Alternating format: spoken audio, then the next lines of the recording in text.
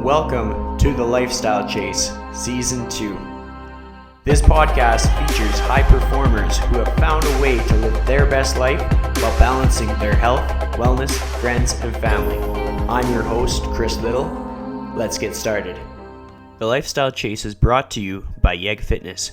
Yeg Fitness is Edmonton, Alberta, Canada's healthy lifestyle community, creating and supporting active living for all. Check them out online at yegfitness.ca and on social media at yegfitness. So, welcome to the Lifestyle Chase. This is episode 137, and I am joined today by Shawna Dirksen. Did I get your name right? Yeah, absolutely. Woo! So, how are you doing today? Good. How are you? I'm super excited to be here. I'm doing good. I've found it's been very hot lately, but then I've thought about the years past when there's been a whole bunch of smoke in the air. That's usually how I frame things into being positive. I'm like, well, at least there's no smoke in the air. Like, we might be able to cook eggs on the sidewalk, but aside from that, life isn't all that bad. Yeah, no, that's a good point. And it's been humid too. So, definitely it's a good trade-off for the smoke, even if it does make my hair super, super frizzy and hard to keep straight. Yeah, I mean, like hair struggles, I know all about that. So I want to make sure that my audience knows who you are and what you're all about. And so if you were to be at a party and you had to introduce yourself to people at a party from all different backgrounds and all different income brackets, how would you introduce yourself to them? Oh, that's a good question. Well, I would say that I have a online business called Practically Minimal. And basically what I do is I help people declutter and uncommit so that they can make room in their lives for, all of the things that make them happy. I love it. So then we're going to hop into the handy dandy time machine that takes us back about 10 years. And where does that put you in your life? Oh my goodness, 10 years. Okay, well, I'm 38, so I would have been in my late 20s, 28. And I think I was still in the staffing and recruitment industry. So I worked in that field on and off throughout my 20s. And I think I was kind of on my last kind of stint with that. So I was kind of living a really fast-paced kind of a lifestyle. It's, it's a fun industry, but it's really competitive and there is a lot of pressure with it. So, I was just sort of fully in that zone, meeting sales targets, trying to kind of bring on clients and just focused completely on that. So that was, all I did was work really. And then, kind of go out after work and, have drinks and meet people that way. So it was really a different lifestyle than what I live now. That's when I was, full into my shopping habit that I talk about quite a bit. I wasn't always, living kind of a more minimal clutter-free lifestyle. I started on kind of that extreme opposite end of it. And I think I was really in my, shopaholic kind of heyday, right at that point. So, hadn't really thought about turning anything around yet. So, yeah, it was definitely a different time of life for me. So in working in that industry, what is the moment that kind of got you started? Was it what you went to school for, or was it something that you had a passion for? Yeah, not at all what I went to school for. I went to school, I did a couple of different tries in post-secondary. I started off at NAIT and I did an office and records administration program just because I didn't know what I wanted to do or, I thought it would be a great foundation, which it was. Then I went on to, actually my first full-time job was in staffing and recruitment as a receptionist in an agency. So I did that for a year and I made some friends and some connections while I was working there for that year. Then I ended up going back to school. Again, I went to Grant MacEwan and I took their public relations and communications program. So that's where what I have a diploma in now. Um, yeah, so then I did about a year or two working as a marketing assistant within the arts. I worked for the Art and Theatre and the International Children's Festival in St. Albert. So I had a lot of fun doing that. But, it was kind of time was up with it. I felt I'd gone as far as I could go in that position, and there wasn't a spot for me to move up then. So I left, and that's when I ended up back in recruitment. So I had still, like I said, had made some connections and some friends when I worked as a receptionist there, for my first job. And they offered me an opportunity as a recruitment assistant, just while I was trying to find something else in communications. So that was when, things were really booming in Alberta, and there were, tons and tons of jobs and just not a heck of a lot of people to fill them. So they needed some extra help on the recruitment side. So I actually moved into a recruitment role fairly quickly, within months, just because of, the demand was so high. So I kind of dived in from there, and I gave it my all, and that's how I got into it. I love it. And it's kind of funny. I took a couple courses in the public relations program in MacEwan. So like I can relate a little bit there. It's cool how courses like that are so helpful in this time with everything going on in the world. I found that just learning how to communicate different things and learning how to understand different information and really present opinions and present facts in ways that are easiest to understand, sort of thing. It's just crazy how as much as we might not know what direction that we're going to go in the process, and like we might feel like we've tried a bunch of things and we didn't get it perfect, every little bit of education that we get along the way pays off for the end outcome, kind of thing. Like there's no such thing as like a road traveled that was unworthy of going down that road, sort of thing. Yeah, I 100% agree with that. And communication, it's the foundation of really everything. So definitely lots of opportunity to apply things from that program. Well, that's a really good segue for the next thing that I want to talk about, because with everything that you shared about your career journey so far in this episode, a lot of what stood out to me is like communicating with the people that you've met, like whether it be at like different business mixers or like the after work events and stuff like that. What are like three fundamentals of communicating with just people in general that you've learned or that you've referred to or that just kind of stand out with your life so far? Oh, that's a really good question. I would say to communicate clearly, like you had mentioned, is really important. To make things really simple, just kind of break it down to the most basic idea of what you want to get across, and just start there, and just say exactly what you mean and mean what you say. I guess that could be my second point. Say what you mean and mean what you say. And I think the third one is something that I have definitely learned in recruitment, probably the first place I really needed to apply it, but has served me really well in a lot of areas of life, is to learn how to have uncomfortable conversations and to, try not to shy away from those kinds of conversations. So if you have to, deliver bad news, try not to put it off, just get right to the point. And, then what can we do from here? Here's what's happening. How can we deal with it? Well, that's important, and something that I've reflected on as of late is like basically every nugget of wisdom that people have to share, or every rule at a facility, everything that's in place is a result of something having happened.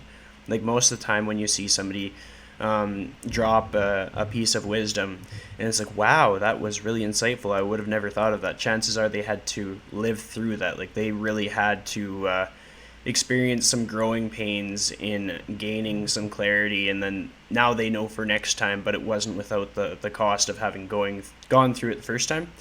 So with having uncomfortable conversations, can you reflect on an uncomfortable conversation that you've had, like in your career journey, that has sort of shaped the direction that you've taken? Yeah, that's a good question. I mean, there's been tons of them, right? If you go back to recruitment, it's, of telling somebody that they weren't the successful candidate, for a job. I mean, that's never a fun conversation to have. Also, if, you have someone is being let go and you have to have that conversation as well. And then the same thing, like within your personal life, if there's something that's really, kind of bothering you, you're kind of eating at the back of your mind, just to, kind of move forward and have that conversation with that person in a nice way. Even my clutter clearing kind of journey. I mean, I've had to have conversations with my husband a little bit. He wasn't really on board at first with the decluttering. Everybody has sort of a different relationship with stuff, and it is a personal thing. So, I was getting really frustrated and honestly yelling, like, why do we need this? Like, let's get rid of this. Why didn't you put this away? That kind of thing.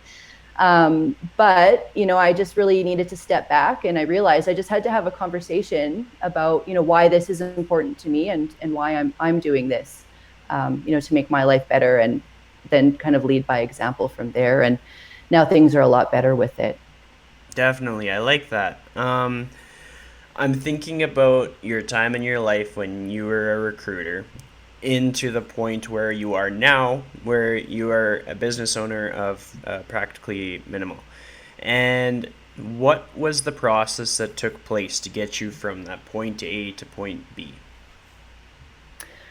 Oh, wow.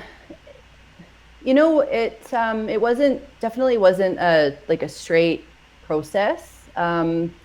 I used to say yes to every opportunity, without really reflecting if it was, going to be actually right for me and my personality, and align with, kind of who I am and where I wanted to go.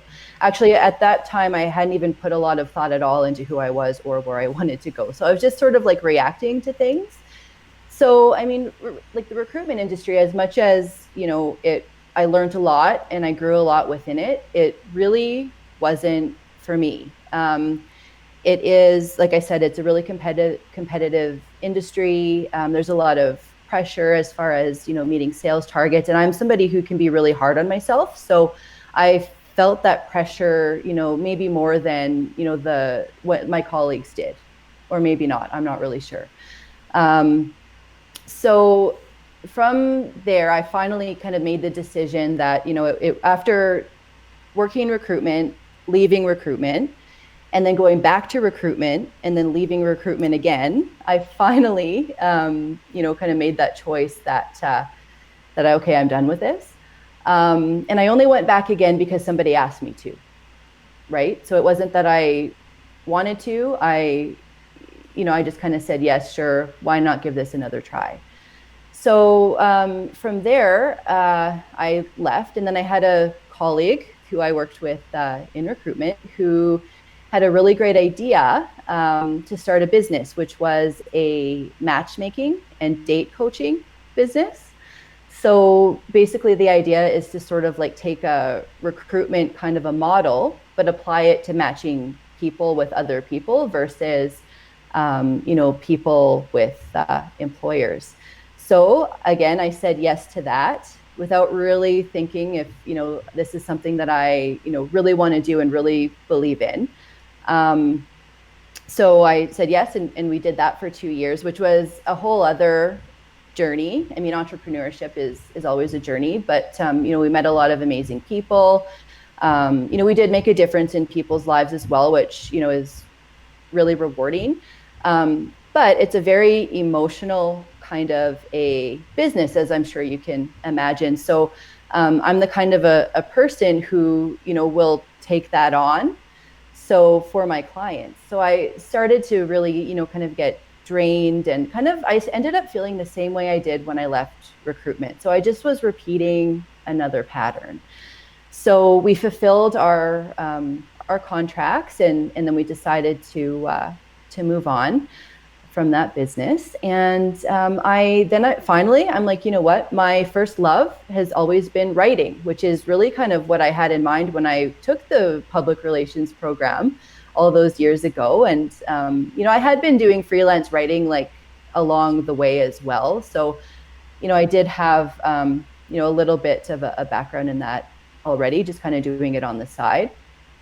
So I thought, you know what, I'm going to make this my full-time job. I'm getting into freelancing and writing. And so I've been doing that for the last probably 6 years or so, working with freelance clients as well as working within offices on contract as a copywriter. So then just about 2 years ago now, my husband was offered a job opportunity in Edson. So he works in the oil and gas industry. So he had kind of an opportunity for a promotion to work in their field office in Edson. So we're from Edmonton, of course. So this meant that we would have to move.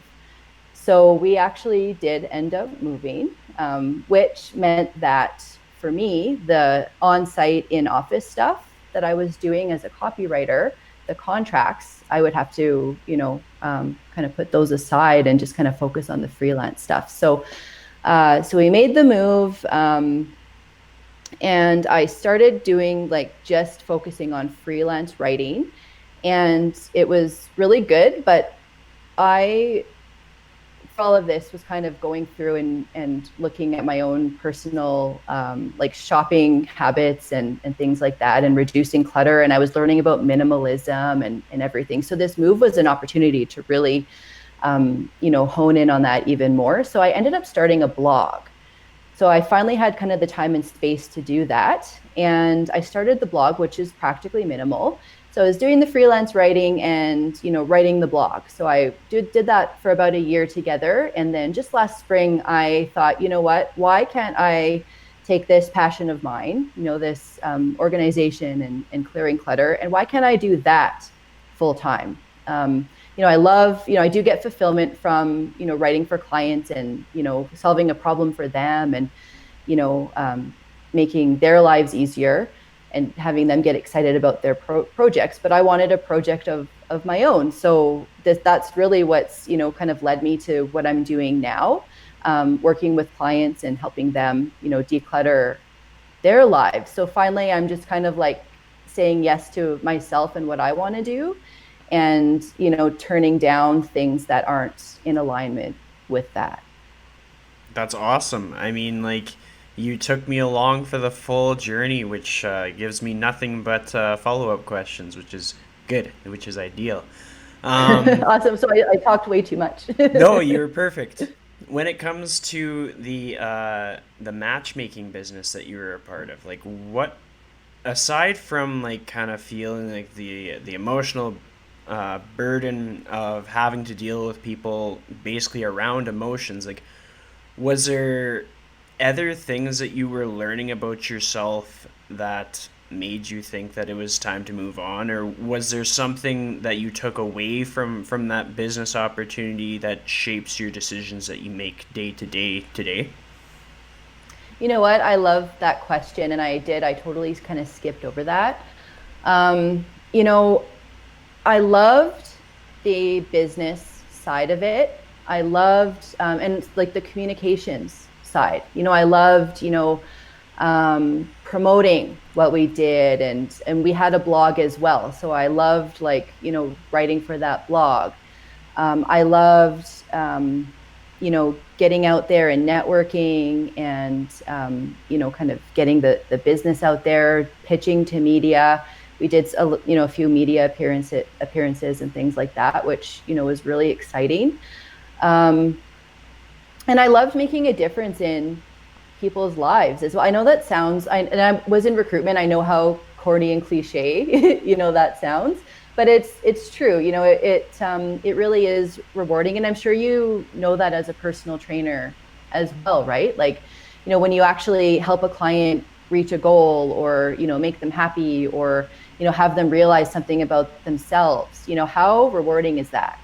So I took all of that away from that business. It's just that that particular business just wasn't right for me. I wasn't passionate about it, you know? Yep. So ultimately that's the only reason why, we shut it down. And that's the reason why it was kind of like wearing so heavily on me and my business partner as well. He was feeling that also. So yeah, so that was an awesome question. Thank you. Well, I mean, I think a lot of people are going to come across that moment in their career journey, regardless of industry. There's a book that I read this past year, which kind of helps me formulate the whole process. I think it's called Essentialism by Greg McKeown. Oh, And I've read that too. yeah, it's really good because it kind of helps you sort of understand that, like, yeah, somebody else might be taking on all these different responsibilities, and they might have the capacity to fulfill them at 100%, but you might take on all the exact same responsibilities, and based on like your values or your work capacity, you might not be able to fulfill those all at like 90 or 100%. You might be doing a whole bunch of things at 40%, and it's really hard to move forward or advance or reach your goals when everything that you're doing is 40%.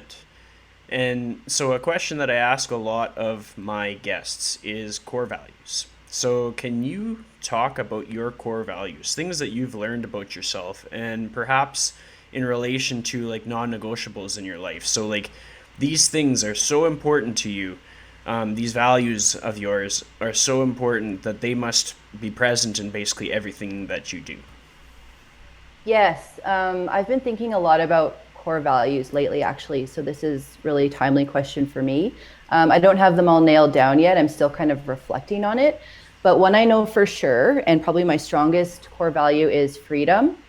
So everything I do needs to have an element of freedom. So within my work, part of the reason that I want to, work online, I'll have an online business, kind of set my own hours and kind of choose the types of services that I'm going to offer, is because I want some flexibility as far as like how I do my work and where I do my work. I am between Edson and Edmonton quite a bit. So, that kind of flexibility and freedom is really important. Also, freedom is a core value because it really kind of is what drives me to live a life with less. So the less stuff I have, and that means like stuff in my calendar as well as physical stuff, the more time and energy and even money I'm going to have to do the things that actually make me happy. So what is it when you get to do all the things that make you happy? That's freedom, ultimately. So that's, my biggest core value. The other one that's really important to me that I've identified is communication. Is that a surprise? So yeah, and I'm, working on this as well. And I do catch myself, not having conversations sometimes that I should have, and, maybe not communicating as clearly as I need to in a situation. So I am, it's a work in progress, but, that's authentic communication. I am working really hard to deliver that to people. So, that is something that I value in return as well. So anybody that I work with or partner with, communication is a really big element as far as making those decisions. I love it. So you got me thinking when it came to freedom, when it came to communication, all these things for anybody in the fitness industry that's listening to this podcast, all these things are relevant. Anybody in any industry, these things are relevant. And I think with these things comes a lot of self work that we have to do. And with that being said, I have the next question for you. So, like, you're creating freedom in your life, you're creating an online business. Have you ever experienced imposter syndrome? Oh, all the time, every day. Yeah, in So, everything I've done. how do you navigate that? Um, you know what? Probably the way that I navigate it is that I know that almost everybody experiences that. One of the things I've learned is, especially with this business now, practically minimal, is that you need to start things before you're ready. So you're never really going to feel like you're 100% ready or that you 100% have all the answers, and nobody does. So that's really how I, kind of get through that imposter syndrome where you're just feeling like, you're not good enough. You're not, maybe as experienced as the next person. Why would somebody come to you for this? Those types of negative thoughts. Yeah, like just, nobody is, and why not you? That's the other thing I think. Like, you know what? There's a lot of other people doing this. They're no different than me. Why can't I do this too? There's really no reason. Yeah. Well, I mean, it's so true, and I think everybody can admit that at least at some point in their life that they've experienced imposter syndrome. But at the end of the day, like we're all going and we are providing value into the world.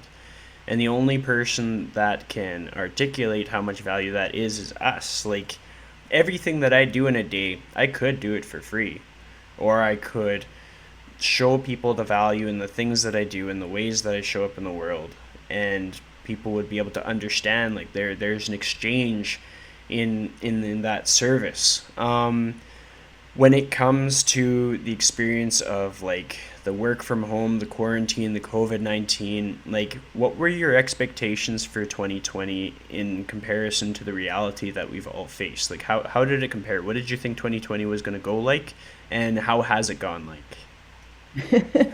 Yeah, that's a great question. I mean, it definitely hasn't gone how, anybody thought it would. For me, I worked from home anyway, and I have for a long time. So, that luckily for me, that hasn't been, a major adjustment that I've had to make.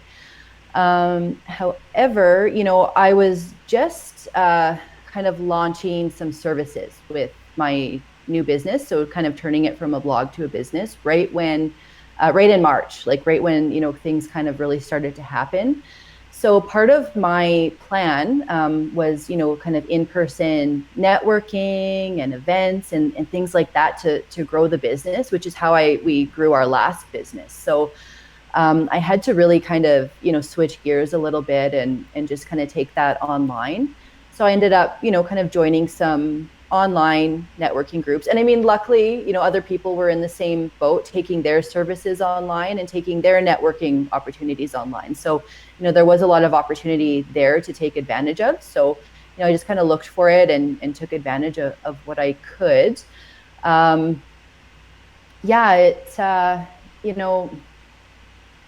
and then just, kind of being, like I was saying, like I kind of go between Edson and Edmonton. So the other side of that is that I ended up spending a lot more time, obviously, in Edson, so which I hadn't before.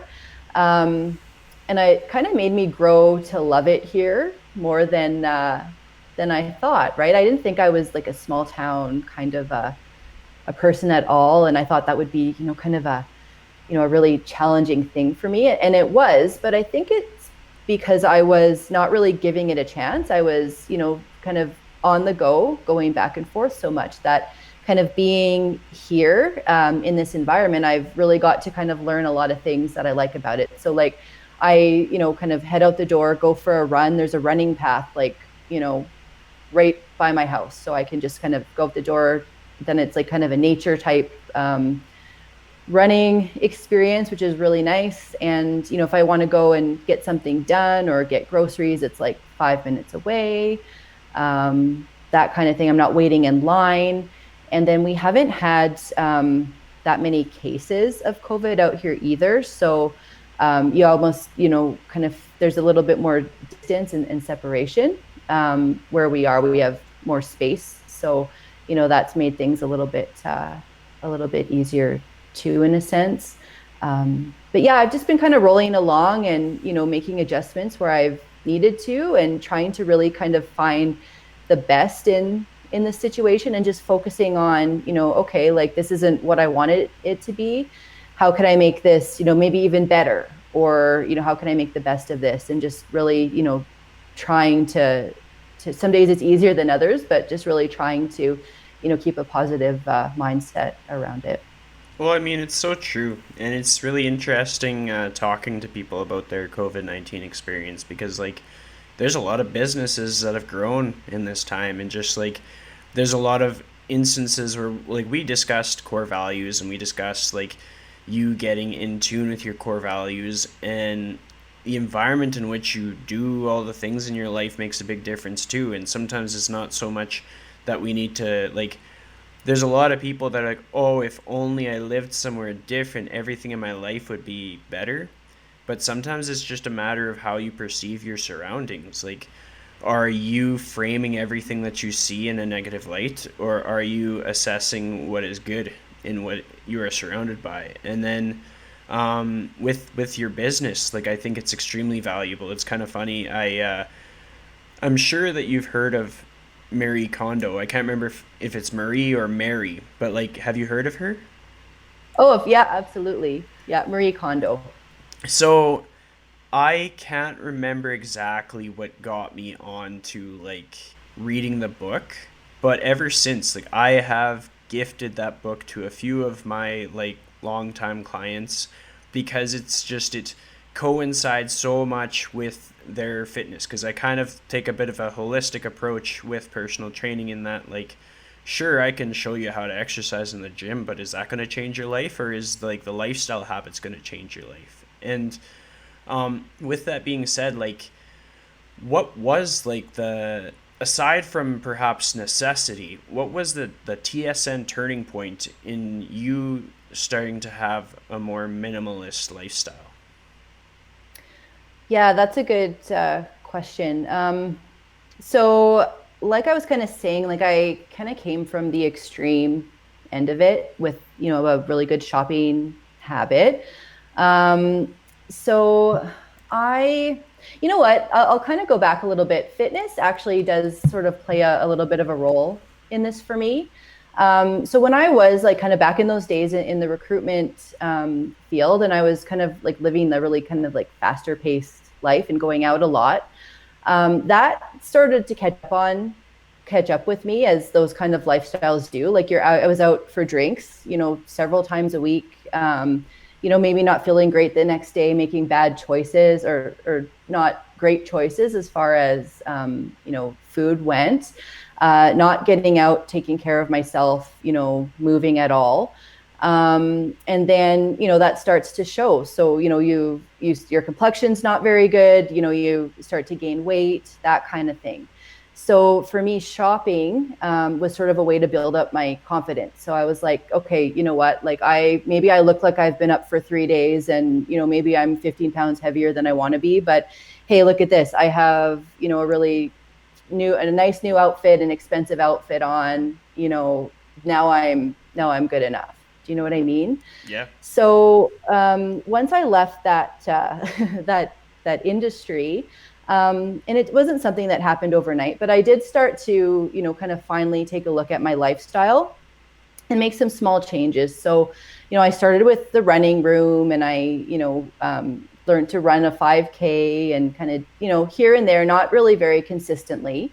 And then actually my sister, who I would go out with quite a bit, she got pregnant. So that was another catalyst, as far as, the party stopped, which I was kind of annoyed about at the time, but, I thought, okay, you know what, I'm going to like really hone in on this, and I'm going to get my life on track and start feeling good about myself. So I started, my cousin is, my cousin, her name is Robin Kerrigan. Yep. And she's a physiotherapist now, but at the time, she was a personal trainer. So I started training with her once a week. So at Vox, and then at Evolve after that. So, I slowly started kind of getting into the fitness, world. And then I started doing a lot of group fitness classes and that kind of thing. So the result of that is that I started to kind of build up an inner confidence. And it wasn't a conscious decision to stop buying things, but I did notice that I wasn't rushing out to, feeling like I had to buy a brand new outfit for every little thing to feel good about myself. So, So that kind of started to give me a foundation where I could, kind of make some changes as far as like the stuff went. So by this point, I was still shopping, and I had filled up two walk-in closets, um, are my own, and then we had one in a spare room. So it was completely full of clothes, stuff with tags on it still. And then I had like some totes and stuff that I would switch out like for summer and winter, which I mean, it was gross. So, and like the amount of stuff and clothes was affecting my life every day. Like I'd be late for everything because, of course, like, I'm rummaging through my closet looking for like the one black shirt that I actually liked to wear, but still have 25 in there that I've got to, go through, throwing stuff on the floor, making a huge mess and being late and feeling stressed and anxious and all that negative energy that kind of came with it. Finally, I just had enough and I was like, this is ridiculous. What are you doing? So I spent an entire weekend on my closet and I pulled stuff out and I was clearing it away. And I didn't pull as many things as I would now, because I didn't really have any tools for it. I was just kind of like, it was just like the obvious stuff that I thought could just go. So I did that and it felt so great, that I moved on and I did the rest of my house. Right. So I started taking, like clutter from the kitchen and any like I removed a lot of like the knickknacks and decor kind of stuff that we had in our living room and just went through everything, like bathroom products, that kind of thing. And then that's sort of when I started hearing a little bit of the word minimalism. Like I didn't really know what it was, but it was kind of, popping up here and there, getting to be like a bit more popular as a movement in general. So at the time I was on a contract a writing contract at the U of A, and I saw like a little poster that the Minimalists were going to be coming to the Meyer Horowitz Theater. So I know that they have a Netflix special, but I had never even heard of them before. I hadn't watched the documentary on Netflix.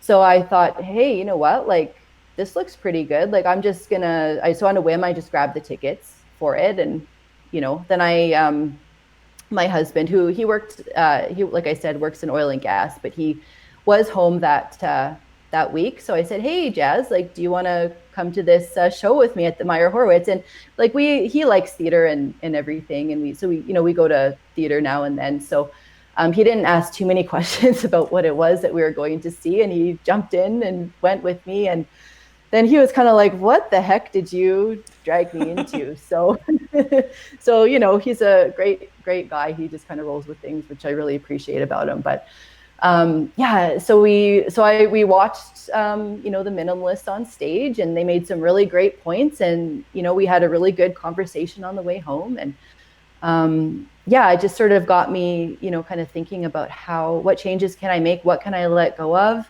And I've gone through all the different areas in my home several times, because you let things go, but then you need to sort of like prove to yourself that you can actually live without them and you don't need them.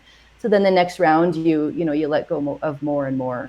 So it's kind of led me to this like life-changing kind of a passion that I have now and like to share with other people. Well, I think it's so cool because like you shared a lot of things that I completely relate to, like a lot of things that I've lived through in my changing of careers. So I'll share a little bit with the audience so that they can kind of understand how valuable what you do is. I know that when I first started to travel more,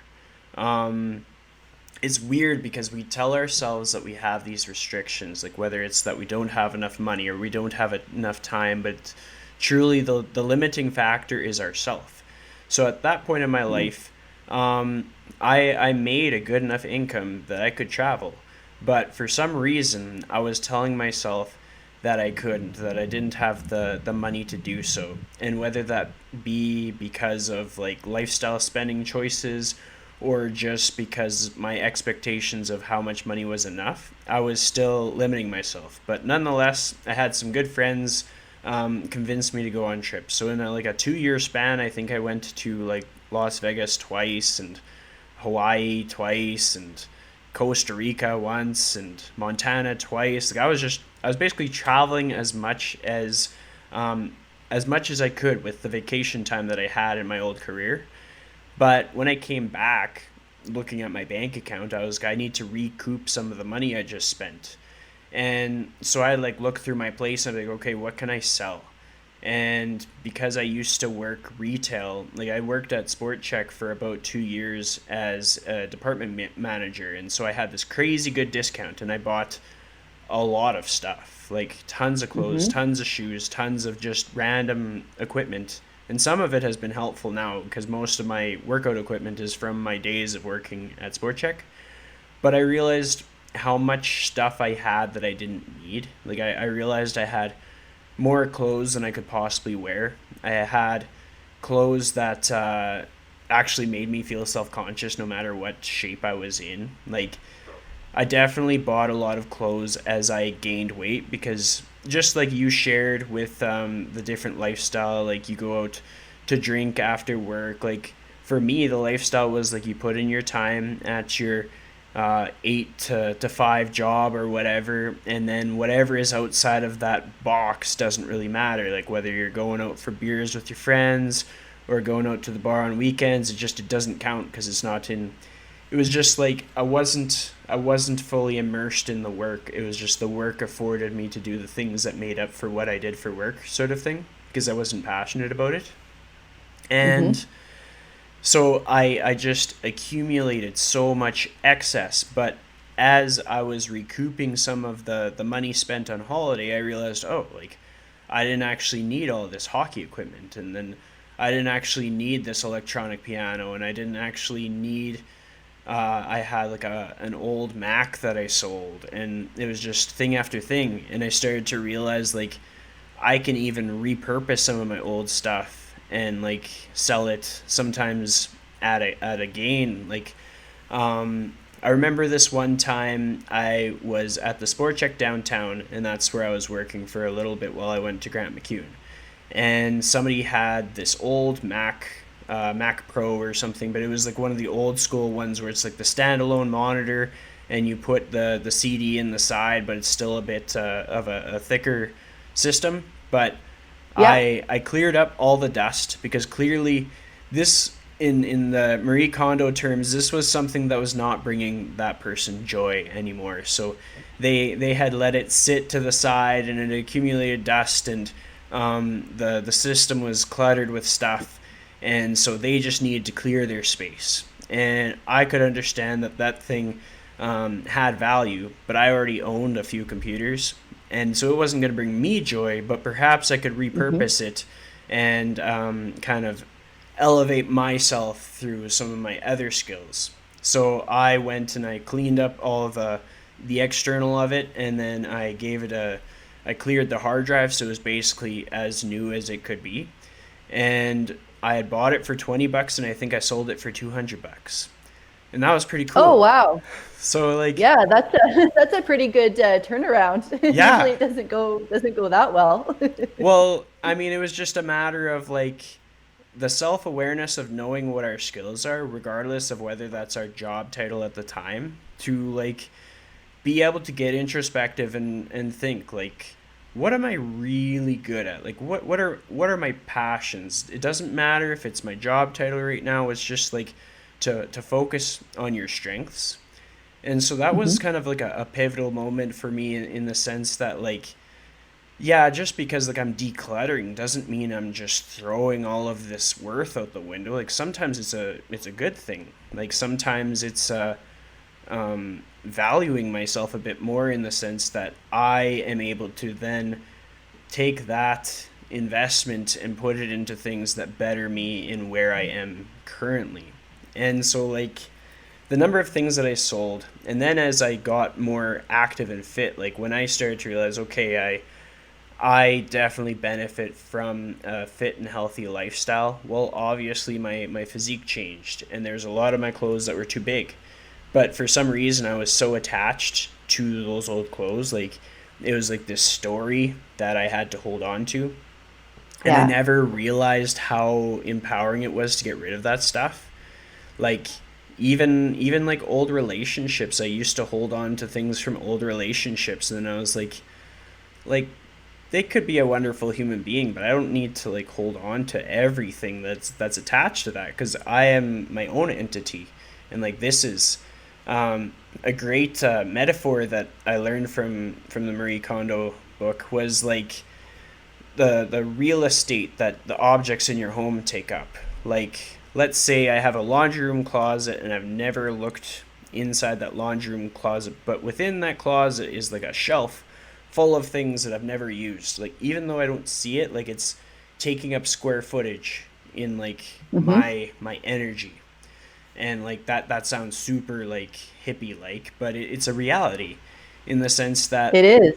if you clear out that, you feel better. Like, you feel better with your environment. It's kind of like your experience in really embracing Edson. It's, you can embrace the home Hmm. that you're already in. I think a lot of people get really burnt out or really defeated because they're looking to make this huge change. And this can correlate to fitness, but in terms of like the space that you're in, people are like, well, if only I had a bigger house. And then they're unwilling to make the tiny changes that could perhaps give them a better feeling about the home that they're currently in. Like, Yeah. tiny changes like yeah, just clearing out your closet to the point that maybe you have five different things that you wear and that's it. Like, Yeah. And 5 things that you love to wear, right? exactly. You know, so knowing that every time you open up a cupboard, or open up your closet, that it's basically just a showcase of things that bring you joy and that you love and that you actually use. I mean, that's where the life changing stuff really comes in. And then a lot of people get really focused on like, oh, well, I've already cleared out my clothes and I've got no more clothes that I can clear out. So like, I've had it with this, but like, I'd like to add in some extra stuff. Like, when I first got my cutlery set for my condo that I've owned for almost 7 years now, I got, it was like a 200-piece cutlery set, and I'm like one guy. And so like, when I went in to grab a fork, I could grab one of like 40 different forks. Yeah. And then you take that fork, and me being a bro, I'm gonna grab that fork, gonna eat my food and set the dish down somewhere. I'm like, oh, I need another fork, and then I go and I grab another fork. Like, Hmm. unless I was like a high level dishwasher, which I am not, like, I'm just gonna have a bunch of forks lying around my place. And Yeah. it was actually like 2 months ago, I finally was like, what am I doing? I've never had more than four people in this place. Maybe like once. Like, when I moved in, I had my immediate family in here, and I had to use all the cutlery. But aside from that, like, not all of it, but like, I had to use a significant amount of it. Aside from that, I've never needed to use like more than three forks. And so I just looked at the cutlery drawer and I was like, okay, I'm just gonna leave it to four of each thing. Like, if I have four people, that's max capacity for this place. And just like the tranquility that it gave me to clear out the cutlery drawer, Yes. Yeah. I was just like, Yeah. wow, because then it elicits a cleaner home. Like, if you only have so many Hmm. things to get messy, then you're not going to be nearly as messy, because you're going to run out of cutlery. You're going to have to clean it no matter what. Like, unless you like Yeah. eating with your hands, you're cleaning your cutlery. And Yeah. just like these incremental things where that made such a big difference, because then we can look at that and correlate it with a person's meal prep struggles. They're like, oh, well, I can't do Hmm. meal prep because it takes so long to do the dishes. And it's like, well, how many dishes do you realistically use? Just like break it down to like one pot, and then maybe like your rice cooker or like your crock pot. But like, sometimes you don't need like the Yeah. full set of pots. Like, sometimes if you need like a double boiler, you can just like send somebody that uses their double boiler all the time a text and be like, hey, can I borrow your double boiler one time for the one time I use it this decade? Like, it's, Yeah. Exactly. perspective is Yeah. crazy. Yeah. If it's something you can borrow, then you don't necessarily have to buy it, right? Absolutely. And so I'm hoping that people are kind of like seeing where they can fit into this equation, because the more time that you have for things that matter, the further you can go with the things that matter. It's kind of like you talked about freedom and how much that means to you. Well, if a person's tied up doing their dishes or choosing what clothes that they're going to wear or worried about the home that they're in every time they wake up, like that that takes away a lot of freedom. A lot of people can be held back in that capacity. Um, Yeah. what was the moment in which you were like, yeah, practically minimal, I'm going to do this? Like what was that day or that week or that month like when you just decided it's time? Well, when I started the blog, I had kind of in my mind, okay, I'm just going to start this blog. I don't know what I'm going to do with it. I'm just going to kind of get into it and see where it goes. So I gave myself a year to do that. So at the end of the year, I did not feel ready at all, but I decided I was just going to start anyway. So I came up with a couple of group programs, just because I thought, it's kind of what felt right to me and made sense to me. So especially with the timing with like COVID and everything, I thought, something where, people are at home anyway, maybe it's a great time to look at our own spaces and make sure that, our that your space is bringing you joy and you actually, like to be at home, and it's not a cause of, frustration or overwhelm and, hard to clean and maintain, like you were saying. So I kind of took the timing of that, put together a program, and just went for it. So really, the catalyst, I guess, was just the fact that I'd kind of had the blog going for a year, and I had in my own mind, I'd kind of set that as, this is when I'm actually going to take action and do something with this. And I was still open to the different outcomes that it could have. But I'm like, I'm just going to take an action here and, see how it goes and learn from it. And then that's how I'm going to know how to take the next action with it, which is what I'm still doing, with it as well right now. That's awesome. What is an experience that stands out to you in terms of like what a person gets to learn as like your client now? Like when you're offering your services and somebody is getting to really experience the value that you bring, what is a moment that stands out to you with that process? Well, there's a few different things. People would, kind of come to me for a few different reasons. One of the most common ones is overwhelm. So, you know that you've got a lot of stuff in your house. You've got a lot of clutter, and clutter is, I'll define it as, something that you don't love, use, or need. Okay, so if you actually like look around your home and think, okay, what's here that I don't love, use, or need? Probably quite a few things for a lot of people. So you can get to the point where, you've got so much stuff that it's affecting your life. Like, for example, like it's making you late for things because you can't find what you need. You're not hitting maybe some of those health or fitness goals, like you said with meal prep. If you don't have a clean, clear, inspiring kitchen where, when you open the cabinet, there's, Tupperware flying out all over the place and you can never find a lid that matches. And it's just going to create a really frustrating experience for you to kind of reach those types of goals. So, but it's overwhelming to face it, like first to see it and then to face it. So, and it's not fun. I mean, like how is, cleaning out your closet or, cleaning up all the paper in your office or workspace, like how is that fun? So sometimes you need just a little extra motivation to kind of get past that first step. So, what I can do is sort of break it down for you, or help you break it down so that it doesn't seem so overwhelming. You're like, okay, I have to clear out my home office. Like there's paper everywhere, office supplies all over the place. Like, what I'm working from home now, like what am I doing with all this stuff? So instead of looking at it as like one huge project, like let's break this down. Maybe with the first day, you're just gonna clear the knickknacks like off of your desk and you're just gonna deal with the stuff on your desk. So that's like one project. You've broken, months or years of stagnation by just, taking action at all, even if you just get rid of two things. So that's, has really a big effect on your mindset as well, just to kind of do something and break that stagnation.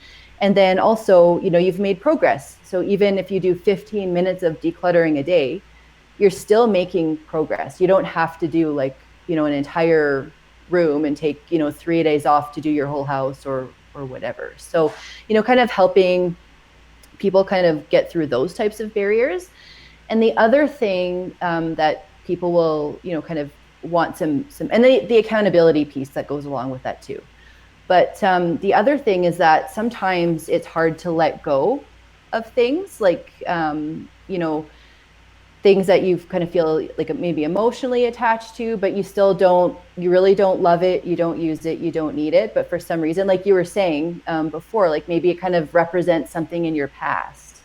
So that, or maybe, you're really practical and you have this thing and it's still good, like it's still good and still in good shape. Like, what a waste. Why would I get rid of this? So it kind of stops you from letting go of those things. So, we work through a little bit of that, and I can kind of help give, some strategies to help people let go of things as well. Yeah, well, I mean, like, as soon as you said that, I was like, my George Foreman grill. Like, it's practical. I like it. It does good stuff. But, like, how Mm-hmm. often do I use it in the year? Like, Yeah. that was something that I struggled to part with, but I did. I did part with it, and it made a pretty big difference because I had more space to store things like my blender, which I use normally, and like shaker cups and stuff like that. So it's like Mm-hmm. all in the application of it. Like once you realize the outcome of that move that you did, it makes Mm-hmm. doing that thing that's difficult a lot more worthwhile.